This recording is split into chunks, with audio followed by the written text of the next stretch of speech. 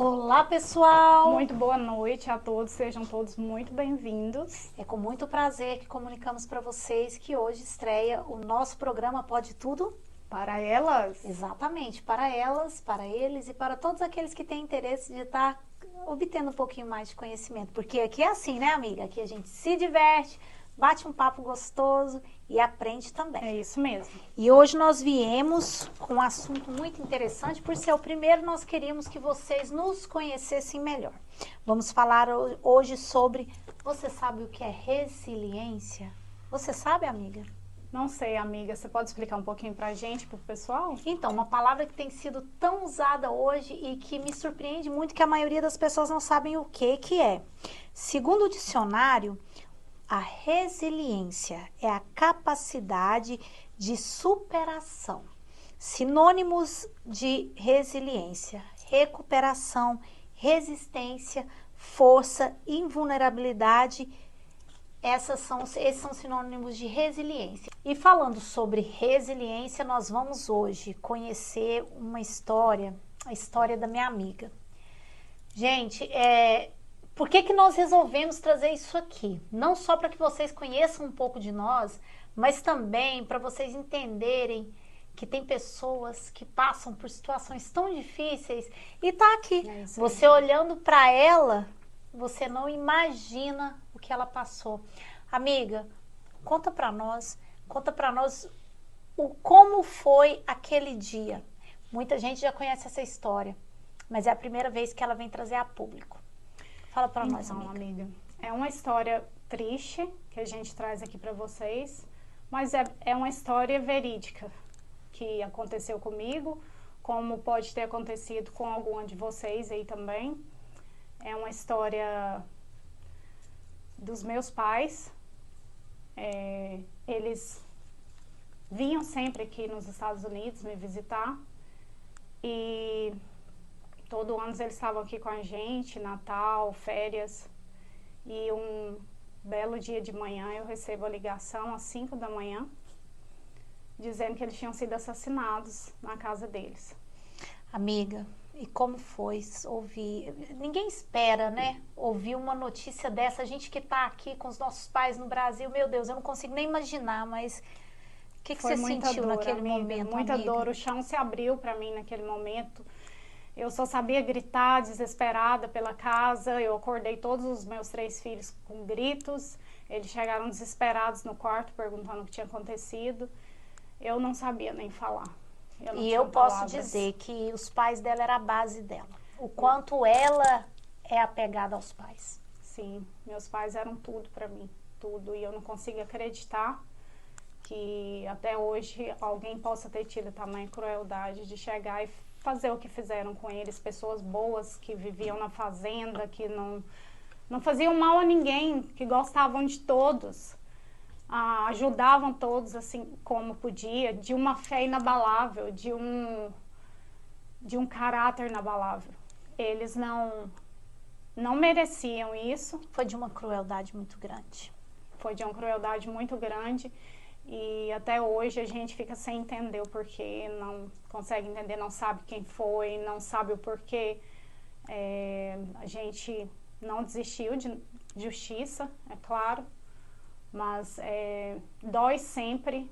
Não tem ninguém igual. Eu sei que você até hoje luta por justiça, amiga, mas não se faz ideia do motivo, não se tem ideia noção do que levou, nem quem foi que cometeu tamanha barbárie, e a gente fica sem entender até hoje. As respostas para mim são sempre vagas, são sempre em branco. E o que eu posso fazer é sempre pedir a Deus que me dê forças para continuar com os meus filhos. E meus filhos também meus pais eram tudo para eles também. Então não é fácil, dia após dia, estar convivendo com essa dor. É algo que machuca. Além de você conviver com a dor da perca, você tem que conviver com a dor de não saber quem foi, o porquê que foi. A gente não sabe, isso massacra, né? Isso tem dias que eu penso que eu não vou aguentar. Tem dias que eu penso que a dor vai explodir no peito. Yeah. E eu durante muito tempo convivi com essa dor sozinha, sem buscar ajuda. E tem pouco tempo que eu resolvi vir buscar ajuda de um profissional. Tem exatamente quanto tempo, amiga, que seus pais faleceram? Tem quase 3 anos. Quase 3 anos e a polícia ainda não tem uma resposta. Porque eu já sei que você tem pago, sim, advogados, detetives, para... Mas não tive nenhuma resposta até hoje, mas como eu falo, eu não vou desistir, jamais vou desistir de justiça. Isso é inaceitável. De justiça, eu não irei desistir, se não for aqui, que vai ser um dia com Deus, porque essa sim não falha. E eu aguardo por notícias a qualquer momento e é isso. É muito difícil para mim estar falando desse assunto, mas eu quis trazer aqui para vocês, porque eu quero que vocês conheçam um pouco da gente. Eu quero falar com vocês a respeito de como eu cheguei até a Clélia. Isso mesmo. De como a nossa história se cruzou no caminho. Os nossos caminhos se cruzaram. Por que a gente quer contar essa história para vocês de como nossos caminhos se cruzaram? Para a gente entender que Deus, Ele provê até isso, né? Até as pessoas certas para estarem dos nossos lados. Isso mesmo, amiga. Eu nunca pensava que eu fosse capaz de um dia dar força para uma pessoa machucada, com o coração machucado, sendo que o meu coração até hoje é machucado. E isso se tornar uma amizade da forma que se tornou hoje, que nós duas, a gente fala uma para outra que é como se o sangue que corresse ali fosse o mesmo que corresse aqui. A gente entende as nossas dores. Exatamente. As nossas dores são causas que uma foi de uma forma, outra foi de outra, mas são dores que machucam. A gente chora junto quando um tá mal, se abraça, fala que vai ficar tudo bem, fala que vai dar certo, mas são dores que, como algum de vocês talvez já tenha passado, vai nos entender e saber do que a gente está falando. Isso. Que não é fácil, é uma dor que você tem que conviver dia após dia com ela. Principalmente aqui, um lugar que a gente é tão sozinho, a gente não tem família e a gente tem que fazer de desconhecidos nossos familiares. Familiares mesmo. Que não são sangue, então a gente chega aqui, a gente conhece pessoas e abraça aquelas pessoas, e isso foi o que a Deina fez comigo. Agora eu quero que vocês conheçam um pouco da minha história e da Clélia, mas antes eu quero que vocês conheçam um pouco da história do Nicolas. Amiga, conta um pouquinho pro pessoal a respeito do Nicolas, fala para eles quem era o Nicolas. Gente, o Nicolas é meu filho, nunca vai deixar de ser. O Nicolas, em 2018, nós descobrimos um câncer no cérebro do Nicolas, chamado meduloblastoma, um câncer agressivo, no qual nós lutamos. Ele foi um guerreiro. E como foi para vocês receber essa notícia da primeira vez?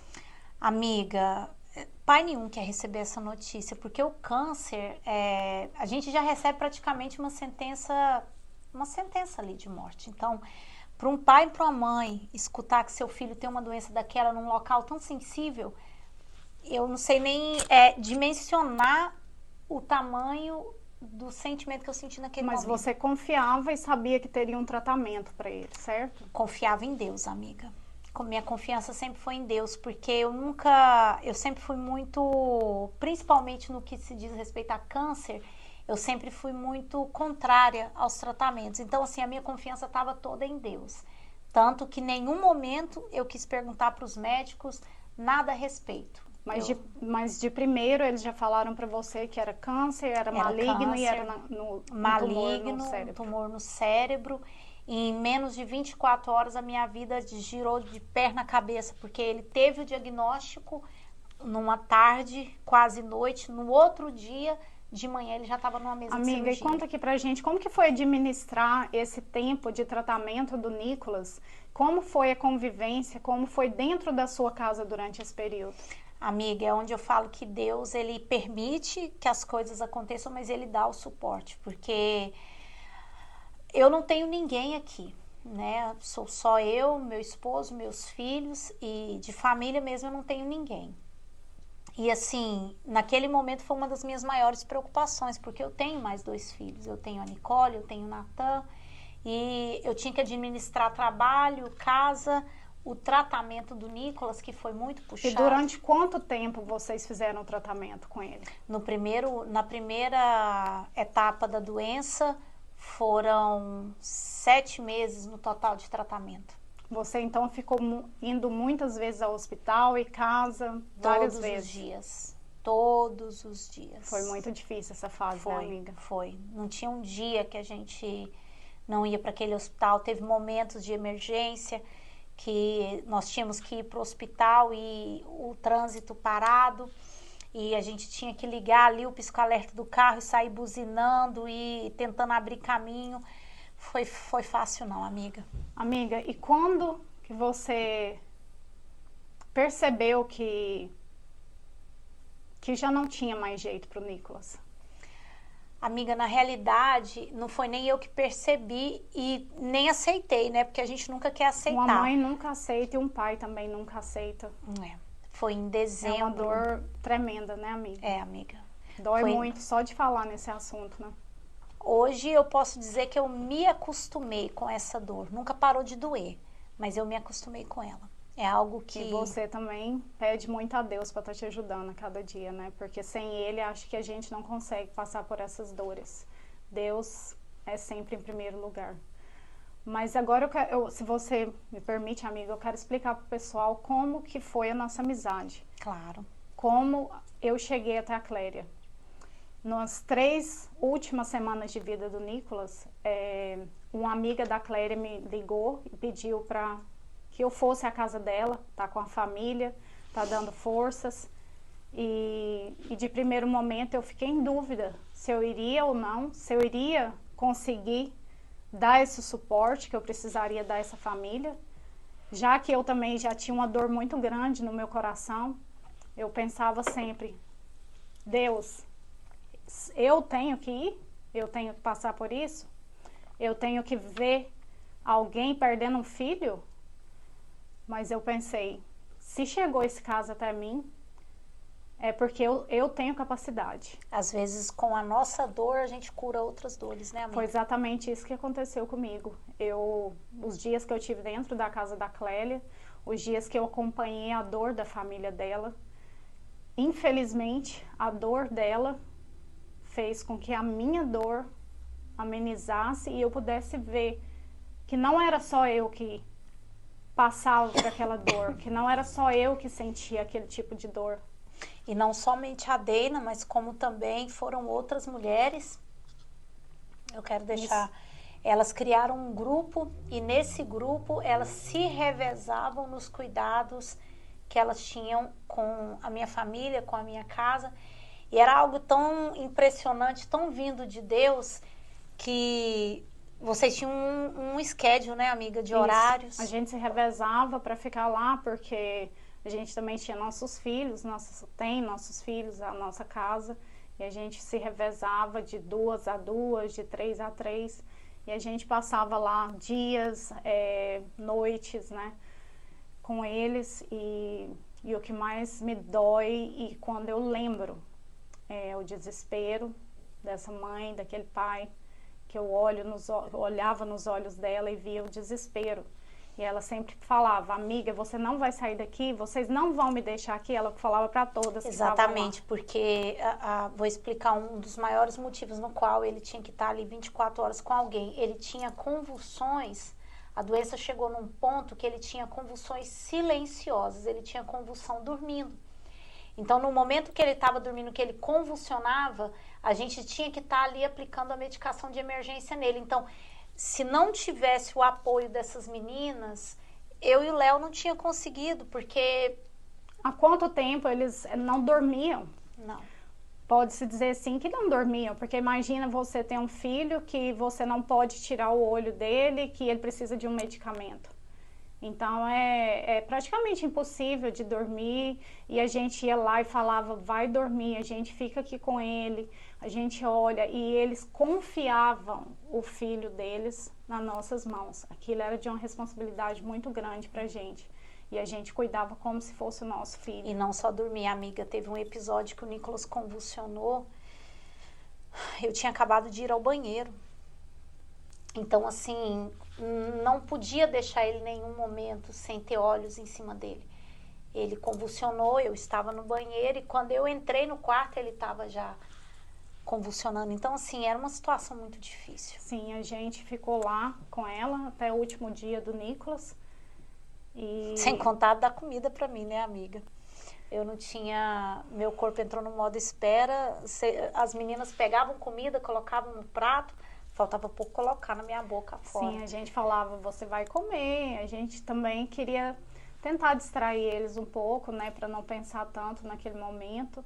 E foi uma situação bem difícil pra gente estar ali, mas graças a Deus a gente conseguiu. Ficamos todas dando apoio, ficamos todas com ela até o último dia, né, amiga? Exatamente. E o Nicolas partiu à noite. Na realidade, a partida do Nicolas foi algo assim muito surpreendente, né, amiga? Só quem estava ali naquele momento ali consegue explicar tudo que aconteceu naquele dia. Mas, para resumir, ele partiu às 3 horas da manhã. E tinham 3 amigas minhas lá com ele, e uma dessas amigas era a Deina, que foi a que viu o último suspiro dele. Foi a que estava lá. E para mim para nós que estávamos lá, dar aquela notícia para os pais que ele já não estava mais ali, foi muito difícil. Foi praticamente a gente teve que tirar força de onde a gente não tinha.